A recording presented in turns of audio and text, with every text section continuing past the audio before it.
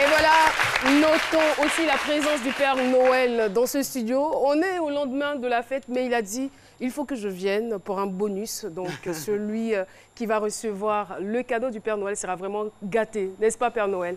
Le Père Noël ne parle pas, il hoche juste la tête. Mélama Diomandé, vous obtenez votre bac à 40 ans. Oui. Vous arrêtez les études en classe de 3e. Oui. Quelles en étaient les raisons?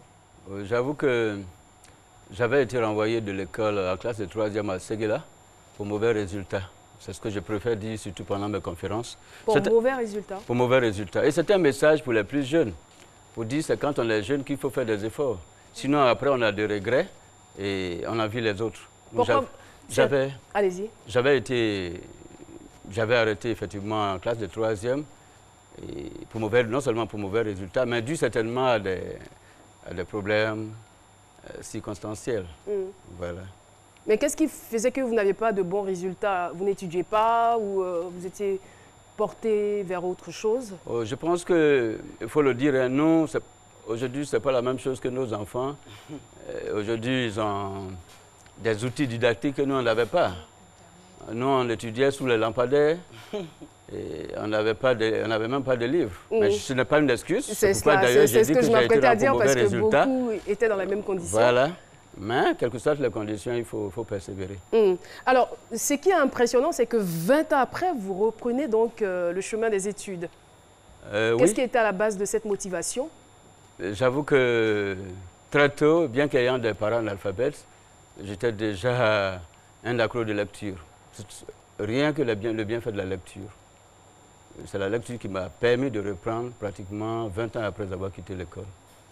Il faut dire à l'origine que quand moi j'étais en 6e à Séguéla, mon frère aîné était en classe de seconde à Séguéla, à Daloa, au lycée 3.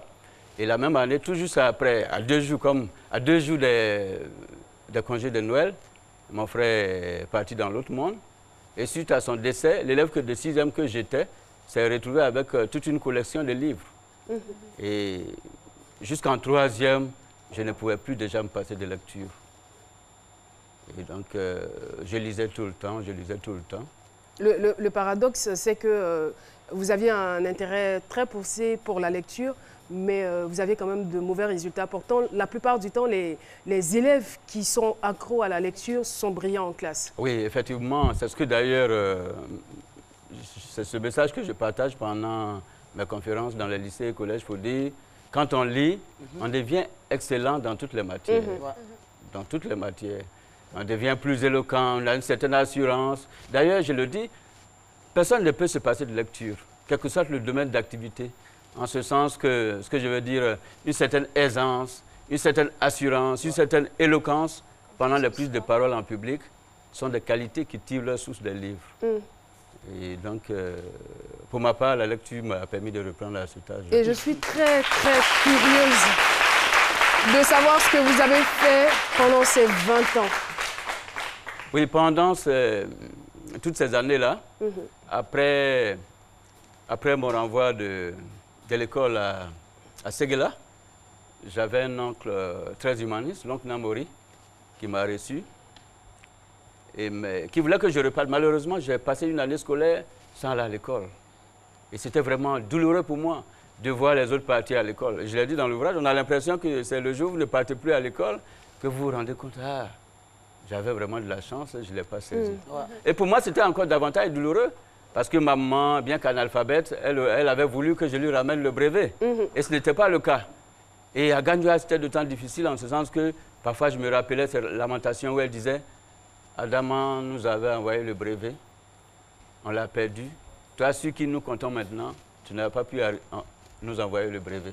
Donc, c'était difficile. Et donc, après cette année sabbatique, mon oncle m'a permis de reprendre les études au cours du soir. J'ai obtenu le BEPC au cours du soir. Et nanti du BEPC, de Gagnoua, je suis venu à Abidjan pour le concours administratif, sans succès. C'est d'ailleurs l'intitulé du 3e chapitre, une succession d'échecs. Vous qui êtes jeunes, il faut parfois s'attendre aux échecs dans la vie. Mais avec les échecs, il y a tout un enseignement qu'on tire. Et à côté de l'échec, c'est tout le succès. D'ailleurs, à la page 64 de mon ouvrage, j'ai écrit « Le succès et l'échec voyagent toujours ensemble. Ils sont des ordres permanents de l'homme. Le premier est parfois beaucoup plus humble et discret, au point de ne pas montrer sa présence au début, alors qu'il est le plus nanti des deux. C'était le bonheur de Chapeau. Je reviens tout de même à la question. Je sais qu'aujourd'hui, vous êtes conférencier. Vous partagez votre expérience un peu partout ici en Côte d'Ivoire et dans la sous-région. Oui. Même pendant ces 20 années, c'est-à-dire que vous obtenez, vous obtenez finalement votre brevet, mais après ça, plus rien. Et quelques années plus tard, on se retrouve à passer le bac. Oui. Pendant ce temps, comment est-ce que vous vous occupez? Oui, il faut dire que après ces échecs, à mon retour à Gagnoua, le jeune breveté que j'étais s'est retrouvé à la gare de Gagnoua. Après 2 années de transport en commun, je suis encore revenu à Abidjan pour d'autres concours administratifs.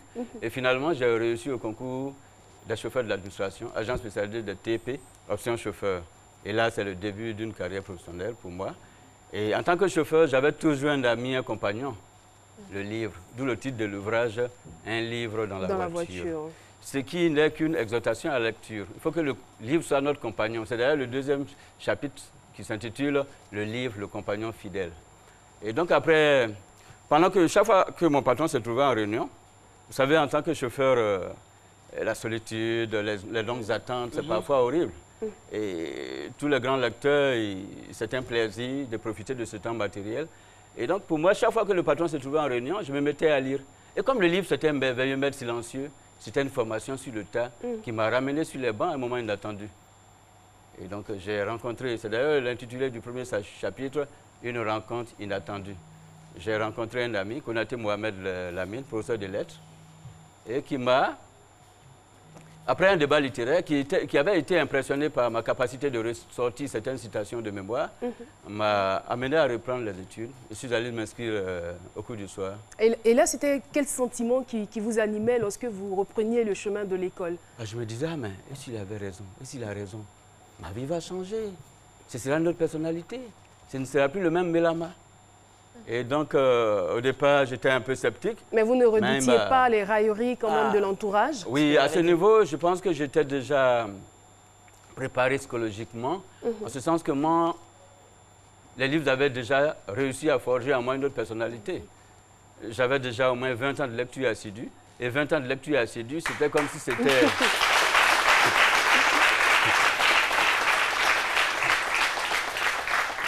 Merci. 20 ans de lecture assidue, c'était comme si c'était des conversations, des échanges avec de grands auteurs, de grands penseurs qui semblaient me dire tous les matins, mais Lama, tu n'es pas différent des autres. Tous les hommes ont les mêmes potentialités. Tu dois avoir confiance en toi. Tu peux réussir avec un effort soutenu. Et ça a vraiment payé parce que vous finissez par obtenir le bac avec mention. Et c'est comme ça que les livres avaient réussi. Voilà, c'est comme ça que les livres avaient réussi à me donner une autre vision des choses. Mais on a l'impression qu'il n'y avait pas tout dans les livres. Pourquoi avoir, après toutes ces années de lecture, pourquoi avoir attendu à ce que quelqu'un vienne vous dire de retourner à l'école? Dans le livre, quelque part, ce n'était pas écrit que M. Mélama retourne à l'école? Oui, vous n'avez pas vu ça? Oui, bien sûr. Ouais. Bien sûr. Mais au même moment, le cas pratique, on attend plus ou moins quelqu'un pour vous dire tout et tout. Et ça a été le cas. Mais il n'y a pas de hasard. Et finalement, certains livres, surtout certains livres autobiographiques, des développements personnels, m'ont vraiment enseigné cela. Un livre dans la voiture. On dit que chacun de nous doit avoir la confiance en soi. Alors, précis. Je veux savoir, pour quelqu'un qui a 40 ans, passe le bac. Après, nous, les gens du quartier, quand on entend ça, on se dit, mais il était déjà intelligent, il était déjà bien et tout, c'est facile, c'est quelque chose d'assez facile. Comment est-ce que ça s'est passé? Est-ce que c'était comme les élèves de 18, 19 ans, 20 ans qui passaient le bac, c'était pratiquement la même chose? Non, pas du tout. Okay. Comment Parce ça s'est passé? qu'à 40 ans, on est père de famille. Et quand on a un pouvoir d'achat beaucoup limité, et quand on est au bas de la société, au bas de l'échelle sociale, ça devient plus compliqué. Parce que parfois, on est en classe, on se dit, mais qu'est-ce que les enfants vont manger demain? Vous voyez, parfois, vous n'avez même pas encore acheté toutes les fournitures de vos enfants, mais vous-même, vous devrez étudier. Mais au moment, il y a une certaine obligation. Quand on retourne à 40 ans, on se dit, il y a quelque chose qui manque. Et quand on repart à 40 ans, dans certaines situations, c'est la recherche d'une certaine sécurité sociale, aussi bien matérielle qu'intellectuelle. On veut s'affranchir quelque part. Ma question aussi. Allez-y. Qu'est-ce qui a changé dans le regard que vous portez sur vous-même aujourd'hui? Dans ce regard, je pense que, gloire à Dieu, il y a une certaine fierté. Il y a une certaine fierté. En ce sens que moi, je n'avais, au départ, personne ne m'attendait à l'université. Moi qui accompagnais souvent les enfants de certains patrons à l'université, je me suis retrouvé à l'université, après le bac. Certains amis m'attendaient en lettres modèles, je suis allé m'inscrire en anglais. J'ai voulu devenir bilingue dans un pays francophone. Il faut dire également que j'étais parfois, en tant que grand lecteur, j'étais parfois frustré de ne pas pouvoir lire certains beaux livres en anglais. Et j'ai partagé mon expérience dans cet ouvrage. L'ouvrage est d'ailleurs dédié à la jeunesse africaine. Dans la dédicace, j'ai dit à mes enfants et à tous les jeunes d'Afrique à qui je voudrais que ce livre serve de repère dans la vie. Et donc, et le livre qui voyage, et c'est une certaine fierté. Mais au-delà de la fierté, on se dit quand même que ça pourrait nous ouvrir les portes pour améliorer notre revenu. Oui, j'ai toujours foi en cela. J'ai toujours foi en cela que... C'est d'ailleurs l'objectif de mes études à cet âge. Chercher en quelque sorte un certain bien-être. C'est cela. Voilà, chercher à grimper l'échelle sociale. Alors, je rappelle que c'est à 40 ans donc, que vous avez obtenu votre bac. Après ça, les portes de l'université s'ouvrent à vous et vous obtenez une licence en anglais et un diplôme d'administration et de management dans une grande école. Félicitations. Il fallait vraiment le faire. Alors, et je sais que vous êtes toujours chauffeur dans la fonction publique. Oui, je marche toujours comme chauffeur dans l'administration. Même si au bureau, parfois je sers d'interprète, je suis chargé de tout ce qui est traduction français-anglais. Mais quel est le regard, on va dire, de vos employeurs sur vous? Parce que votre place, ce n'est plus au volant de la voiture. Oui, mais... Vous pouvez servir oui, absolument. À bien d'autres choses. Sans fausse modestie. Je pense d'ailleurs, l'ouvrage d'ailleurs est au programme depuis l'année passée au collège, à l'établissement d'application de l'ENS, Jean Piaget. Et donc, les enfants étudient l'ouvrage écrit par un chauffeur. Donc, ça veut dire qu'aujourd'hui, ma production littéraire sert à quelque chose. Ce que je veux dire, c'est que si ma patrie m'utilise uniquement comme chauffeur, je dirais que je ne sais pas ma patrie. Parce que ça va, ma connaissance va au-delà de ce que je fais. Voilà, donc j'attends toujours, j'ai toujours espoir. D'ailleurs, l'ouvrage, ce que je ne vous avais pas dit, l'ouvrage m'a valu le 3e prix d'excellence en littérature. J'aime le dire. J'adore ce témoignage. Oui, moi j'aime le dire.